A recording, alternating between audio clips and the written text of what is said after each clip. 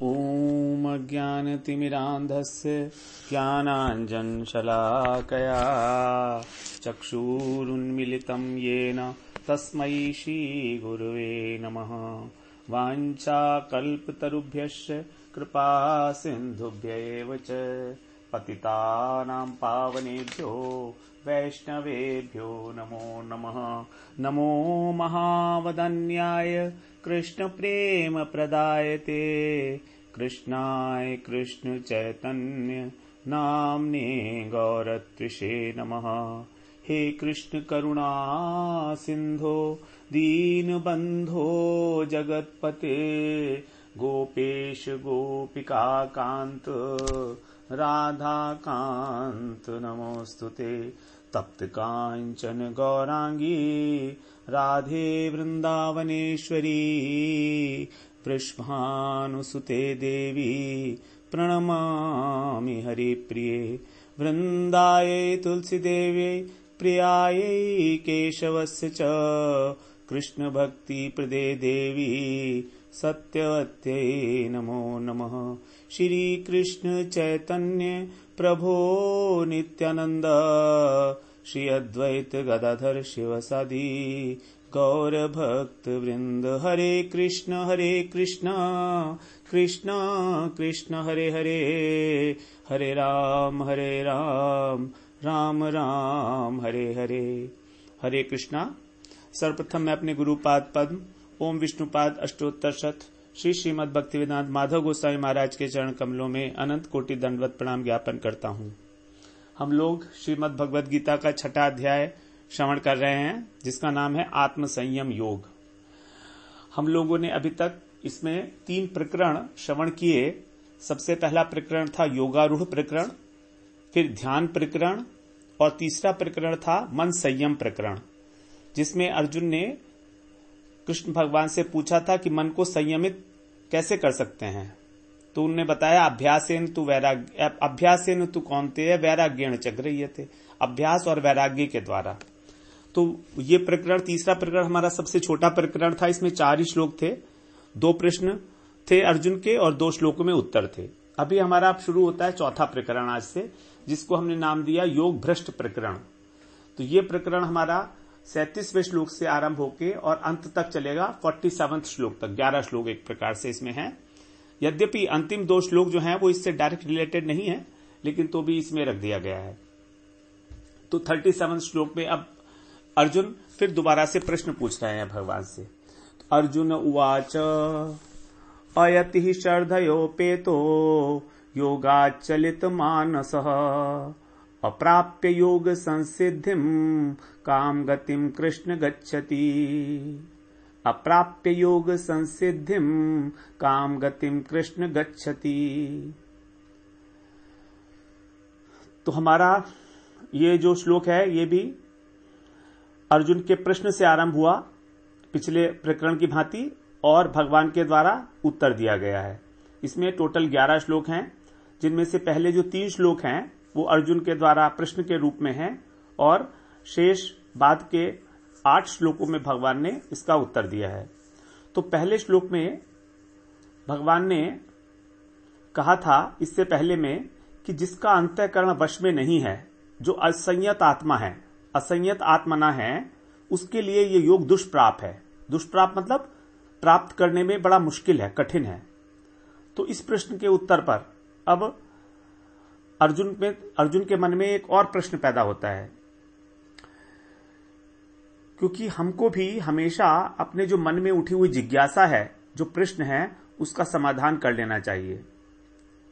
यदि हमें कोई बात ठीक तरह समझ में नहीं आती है तो उसको किसी योग्य व्यक्ति के पास जाकर, जिसके प्रति भी हमारी श्रद्धा है, उससे पूछ लेना चाहिए। इसमें कोई हर्ज नहीं है। यदि हम नहीं पूछेंगे वह बात, तो क्या होगा, वो प्रश्न हमारे मन में अटका रहेगा और इससे हमारी परमार्थिक जो उन्नति है वो नहीं हो पाएगी, हम अटक जाएंगे कहीं पर। तो योग्य व्यक्ति जब हमें मिलता है, जिस पर हमारी श्रद्धा भी है, उससे पूछ लेना चाहिए प्रश्न को। तो यहां पर अर्जुन की जो जिज्ञासा है वो अब व्यवहारिक स्तर पर आ गई है। प्रायः हम ऐसे देखते हैं जनरली कि योग मार्ग में भक्ति का जो तत्व है, तो भक्ति के बारे में हमने श्रवण करा, गुरु के बारे में श्रवण किया, श्रद्धा के बारे में श्रवण किया, सारी बातें हम लोगों ने श्रवण की। और अब जब सुन लिया हमने तो धीरे धीरे उसके प्रति श्रद्धा का भाव भी आ गया। श्रद्धा तो आ जाती है क्योंकि हमारा ये परम प्रयोजन है। हमें चाहे ज्ञात हो या ना हो, हम चाहे इसको स्वीकार करें या ना करें, हमारी आत्मा की जो तृप्ति है, हमारी आत्मा की जो प्यास है, वो भगवत प्राप्ति से, भगवत प्रेम से ही बुझेगी। तो इस प्रकार से यदि हमारे अंदर थोड़ा सा भी सत्वगुण प्रधान है किसी भी समय में, तो श्रद्धा का भाव तो आ ही जाएगा। यही तो हमारे को जो भारतवर्ष में हम लोग जन्म लिया है, तो इस कारण हमारी स्वाभाविक रूप से एक भगवान में, शास्त्रों में एक प्रकार से श्रद्धा है, और भगवत गीता में तो है ही है। तो श्रद्धा का भाव तो जाग गया हमारा, और आगे बढ़ने की इच्छा भी होती है, मन में होती भी है कि हम भी शायद इस मार्ग पे कभी बढ़ें। लेकिन या तो कोई पूर्व जन्म के संस्कार समझ लो, या फिर हमारे वर्तमान जो समय है इसके अंदर जो हमारी परिस्थितियां हैं वो इस तरह की हैं। दोनों कारण हो सकते हैं। हम उस मार्ग पे बढ़ नहीं चाहते, बढ़ नहीं पाते हैं, इच्छा होते हुए भी। ये बहुत कॉमन बात है, अक्सर लोगों में देखा गया है। और स्पेशली जिस समय हमको जीवन में बहुत अधिक दुख मिलते हैं, किसी समय में कोई हमें धोखा दे देता है, या हमें कोई लॉस हो जाता है, सांसारिक लॉस हो जाता है, कोई रिलेशनशिप का लॉस हो जाता है, तो हमारे अंदर जो है परमार्थ को जानने की जिज्ञासा और तीव्र हो जाती है। अब तीव्र भी हुई, श्रद्धा भी है, विश्वास भी है, लेकिन परिस्थिति अनुकूल नहीं है। परिस्थिति अनुकूल नहीं है का मतलब कुछ इस तरह का वातावरण है कि हम लोग सामंजस्य नहीं कर पाते हैं कि हमें कौन सा रास्ता अपनाना चाहिए। तो सांसारिक संसार की जो वास्तविकता है उसका ज्ञान हो भी जाता है कि नश्वर है, दुखों से भरा है। धीरे धीरे इससे विरक्ति भी हो जाती है जैसे जैसे समय बीतता है, क्योंकि सारे भोग जो हैं कर लिए होते हैं, तो उस समय मन में एक स्वाभाविक रूप से स्थिति हो जाती है विरक्ति की। तो अब ऐसा सोचते हैं कि संसार में तो हमारी विरक्ति हो रही है, लेकिन भगवान में तो अभी मन लग नहीं रहा है, इतना विश्वास भी नहीं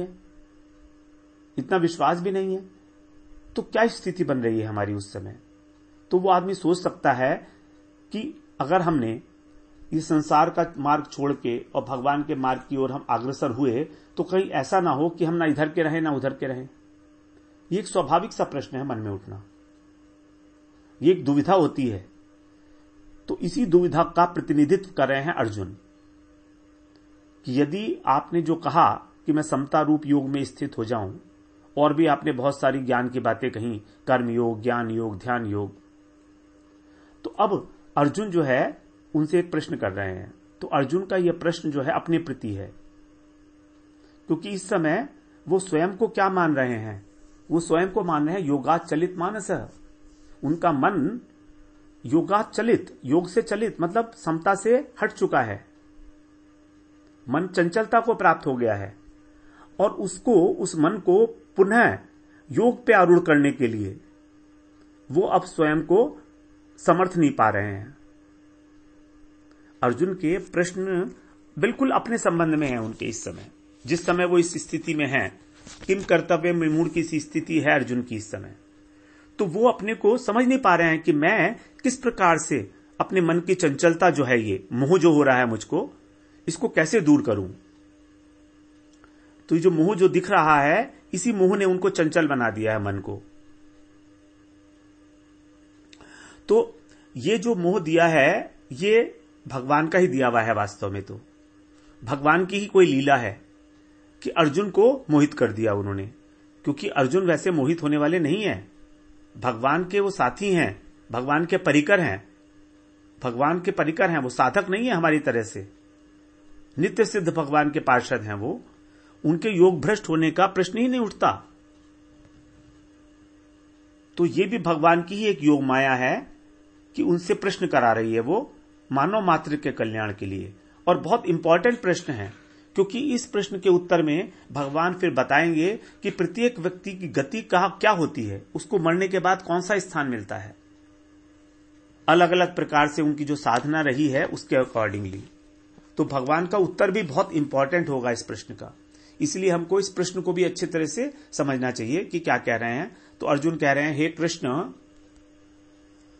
काम गतिम कृष्ण गच्छति, कृष्ण कह के संबोधित कर रहे हैं, हे कृष्ण, श्रद्धया पेतो, श्रद्धय पेतो, श्रद्धय प्लस उपेत, उपेत का मतलब है प्राप्त होना, प्रवृत्त होना।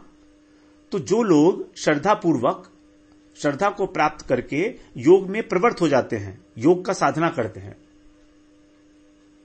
किंतु वे कैसे हैं? अयति। अयति का मतलब है उनका जो चित्त है, उनका जो मन है वो वश में नहीं है। यत शब्द का अर्थ बताया था वश में होना, यत चित्तात्मा, जिसका चित्त वश में है। तो यहां पर बोलते अयति, तो उसका चित्त जो है वश में नहीं है, अजितेंद्रिय है। ऐसा व्यक्ति, श्रद्धा तो है लेकिन मन वश में नहीं हुआ, श्रद्धा तो है मगर मन वश में नहीं हुआ, क्योंकि उसकी बुद्धि अभी परिपक्व नहीं हुई है, बुद्धि उतनी तीक्ष्ण नहीं है कि वो एक निश्चय कर सके, इसलिए मन जो है अभी चलायमान है।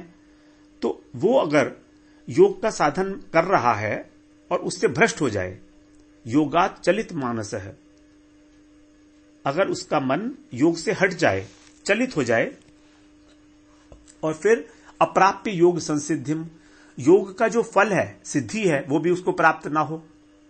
अप्राप्य माने अप्राप्त होकर, यानी प्राप्त नहीं होने पर, क्या नहीं प्राप्त होने पर? योग संसिद्धिम, योग की सिद्धि, अर्थात जो योग का फल है, काम गतिम कृष्ण गच्छति, वो किस गति को प्राप्त होते हैं, उनकी कौन सी गति होती है, मतलब उनको क्या मिलता है, उनको फल क्या मिलेगा फिर।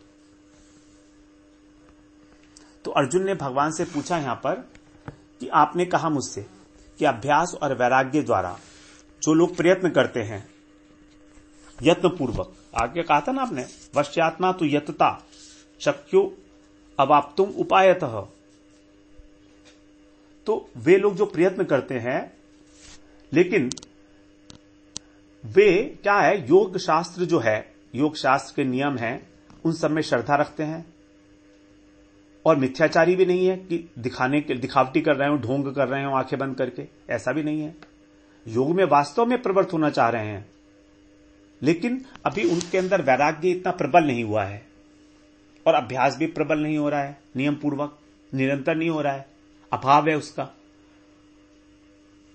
क्योंकि उनका मन बाहर योग में न लगकर बीच बीच में साधन करते करते कभी कभी विषयों में घुस जाता है। और ये साधारण रूप से बात है, देखते हैं हम लोग, हम लोग साधारण लोग, सामान्य लोग जो घर गृहस्थी में फंसे हुए हैं, वे लोग योग का थोड़ा थोड़ा अंग जरूर पालन करता है हर एक, कोई ना कोई, चाहे भले वो अनुलोम विलोम कर रहा हो, आसन लगा रहा हो, वॉक कर रहा हो, कुछ भी कर रहा हो, कोई ना कोई किसी ना किसी रूप में योग का साधन कर रहा है छोटा मोटा, लेकिन वो विषयों में फंसा है, तो योग की उसी सिद्धि तो प्राप्त नहीं ही होगी। तो अब इस जीवन में, अर्थात अभी वो जैसे प्रथम कक्षा में है, द्वितीय कक्षा में है, उसके जीवन का अंत हो गया, अभी उसने योग की सीढ़ी चलना प्रारंभ किया ही था और उसका जीवन अंत हो गया, देहपात हो गया, तो उसकी क्या गति होगी? श्रद्धा है उसके अंदर।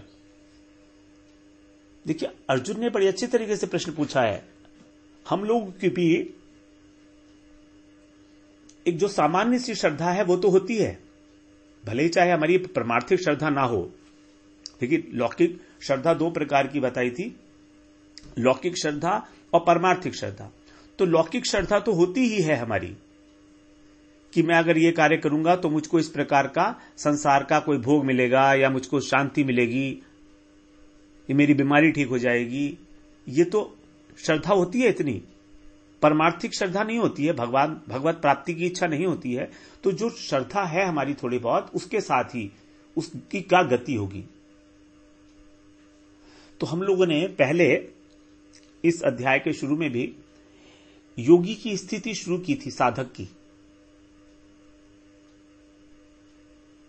3 प्रकार की अवस्थाएं बताई थी साधक की, योगारूढ़, योगारूढ़ और योगाधिरूढ़।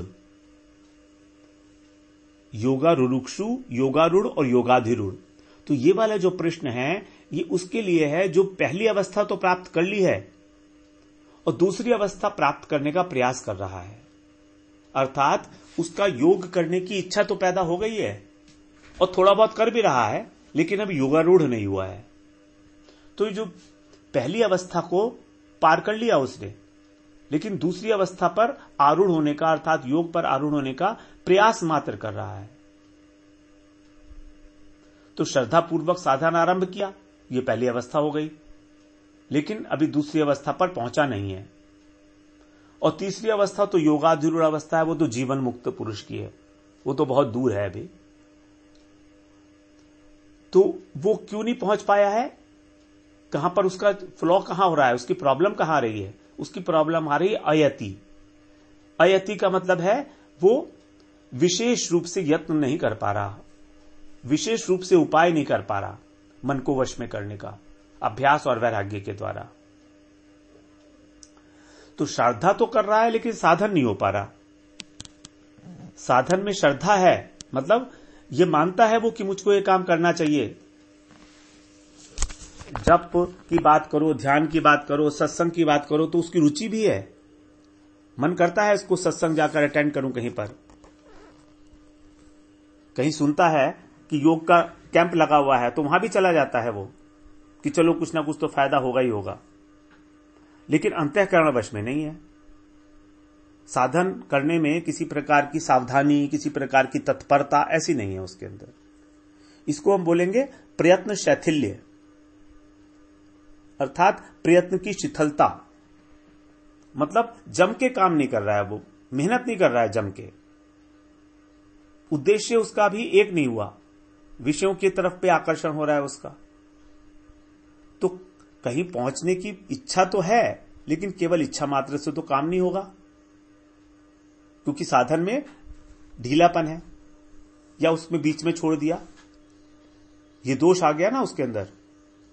और इस दोष का कारण है मन की चंचलता, क्योंकि जब मन विषयों की तरफ खिंच रहा है तो वो उसमें कहां जाएगा।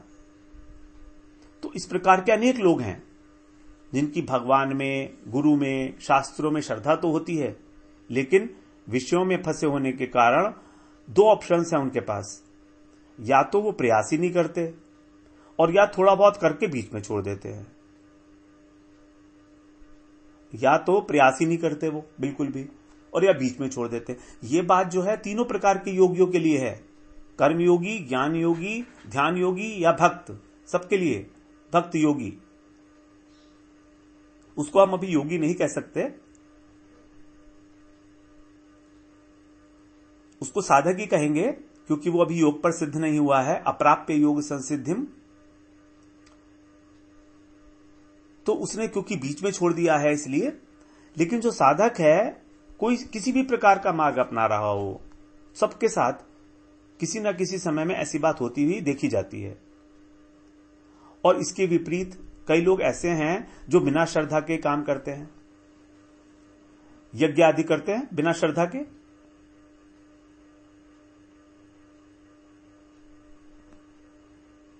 ऐसे लोग भी हैं। तो अर्जुन का प्रश्न उनको लिए नहीं है जो लोग श्रद्धा के बिना यज्ञ कर रहे हैं, दान कर रहे हैं, व्रत कर रहे हैं, तप कर रहे हैं, श्रद्धा नहीं है भगवान की, देखा देखी कर रहे हैं, मान सम्मान के लिए कर रहे हैं, बहुत सारे अनेक कारण हो सकते हैं और भी श्रद्धा नहीं है। लेकिन भगवान में, गुरु में, वैष्णव में, शास्त्रों में कोई श्रद्धा नहीं है, अपने मन की शांति के लिए कर रहे हैं।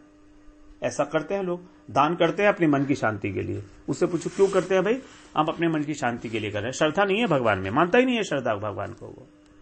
तो ऐसे लोगों के लिए प्रश्न कोई नहीं पूछा अर्जुन ने, क्योंकि अर्जुन को मालूम है कि भगवान का श्रद्धा के प्रति तो अत्यंत आग्रह है। श्रद्धा के बिना तो कोई भी कार्य किया गया वो तामसिक कार्य है, और ऐसे तामसिक लोगों के लिए कोई प्रश्न नहीं पूछ रहा है अर्जुन। तभी तो उन्होंने कहा कि श्रद्धा रहित, श्रद्धा सहित जो लोग हैं वे अपने मन को वश में नहीं कर पा रहे हैं, किसी कारणवश। परिस्थिति कोई भी हो सकती है, अपने कारण भी हो सकती है और दूसरे के कारण भी हो सकती है। ऐसा भी हम देखते हैं। कई बार तो हम अपने ही आलस्य और प्रमाद के कारण नहीं कर पाते, या मन का विक्षेप होता है। कई बार परिस्थिति दूसरी ऐसी हो जाती है। ऑफिस का ऐसा सिचुएशन होती है हमारी, ऑफिस में इतना काम है, घर के अंदर इतना काम है, घर के लोग जो है फेवर नहीं करते हैं, श्रद्धा है लेकिन कर नहीं पा रहे हैं क्योंकि कंस्ट्रेंट्स हैं बहुत सारे परिवार में रहते हुए। तो ऐसे लोगों का क्या होगा, उसके बारे में प्रश्न पूछ रहे हैं कि जिसको श्रद्धा है। इसीलिए भगवान ने जो अभी अध्याय का इसका अंत किया, तो इस अंत में भी भगवान ने श्रद्धा से इसमें अंत किया। इस अध्याय का, छठे अध्याय का जो अंत है, उसमें श्रद्धा ही कहा है भगवान ने कि जो श्रद्धावान भक्त है वही मुझको सबसे प्रिय है, वही मेरा सर्वश्रेष्ठ योगी है। श्रद्धावान भजते यो माम समे युक्त तमो मतः। जो श्रद्धावान व्यक्ति मेरा भजन करता है वही सर्वश्रेष्ठ युक्ततम। युक्ततम का मतलब क्या है? एक होता युक्त, एक होता युक्ततर और एक होता युक्ततम। सुपरलेटिव डिग्री आ गई है, गुड, बेटर, बेस्ट, तो ये बेस्ट में आ गया। तो जो बेस्ट योगी है, जो सर्वश्रेष्ठ योगी है, वो वही है जो श्रद्धा पूर्वक मुझे भजन करता है।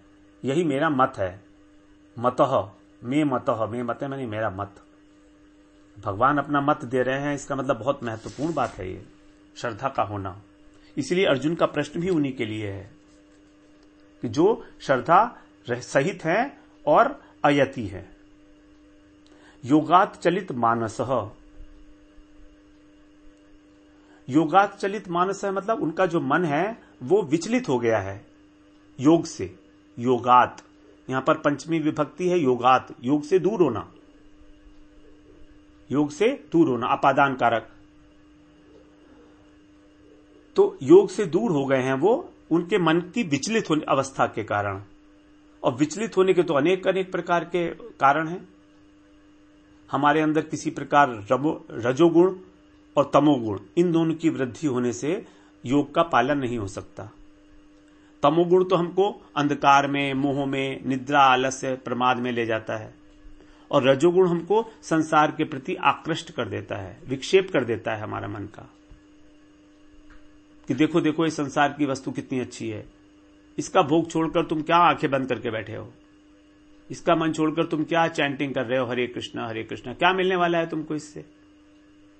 ऐसा लोग बोलते हैं, हमारे समाज के लोग, आसपास के लोग बोलते हैं। भक्तों लोगों को बड़ा सुनना पड़ता है ये कि हाथ में माला लिए घूमते रहते हो। तो अगर आपकी बुद्धि, अगर हमारी बुद्धि इतनी बलिष्ठ नहीं है तो हम उनकी बातों में आ जाएंगे और छोड़ देंगे साधन को बीच में ही। एकादशी का व्रत शुरू किया और किसी ने कुछ बोल दिया हमको, बस बीच में छोड़ गए।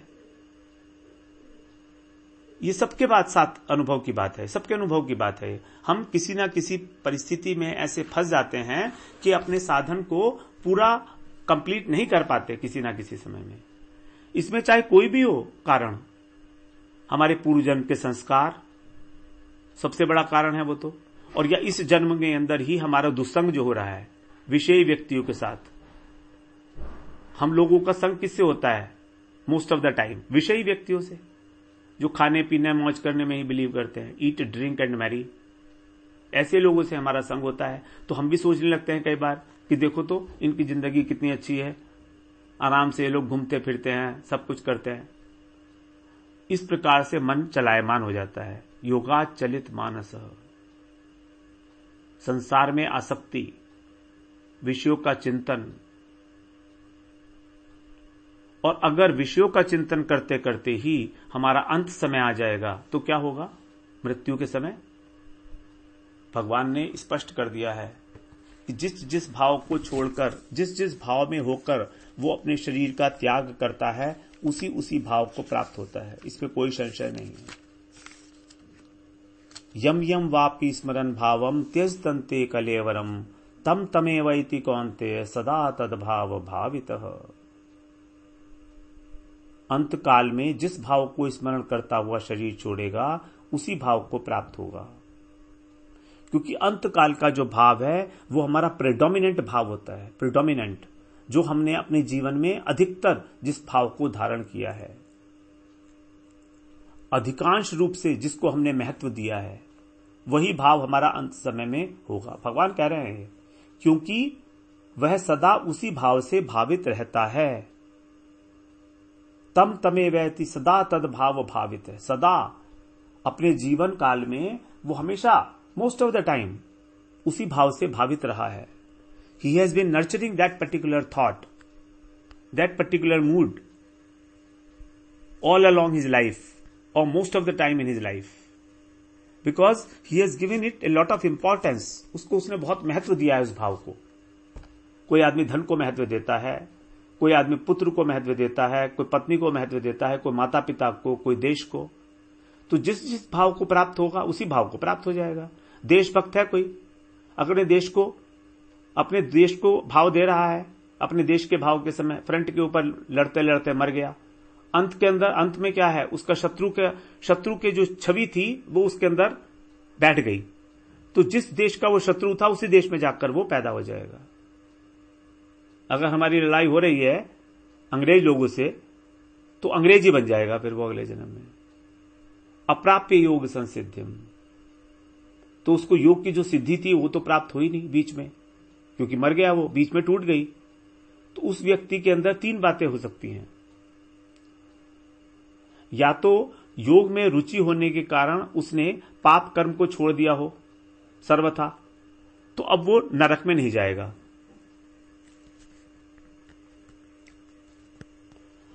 दूसरा, अगर साधन करते करते उसके अंदर श्रद्धा है, साधन करते करते उसके अंदर श्रद्धा काफी है भगवान के प्रति, शास्त्रों के प्रति, तो फिर उसकी स्वर्ग की इच्छा भी नहीं रही होगी।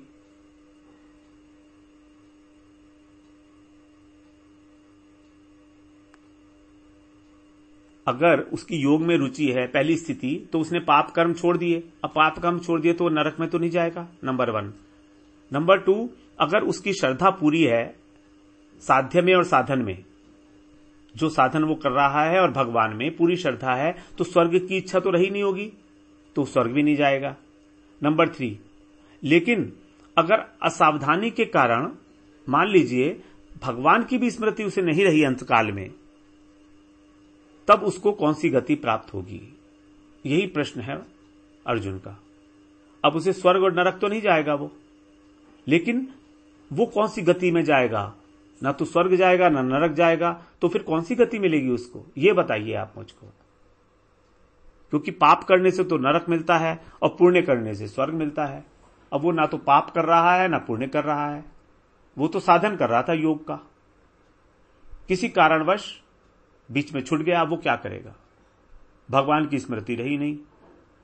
अंत काल में भगवान की स्मृति होना ही हमारे जीवन का लक्ष्य है, तभी हमारा जीवन सार्थक है, अन्यथा हमारा जीवन असार्थक है, असार्थक।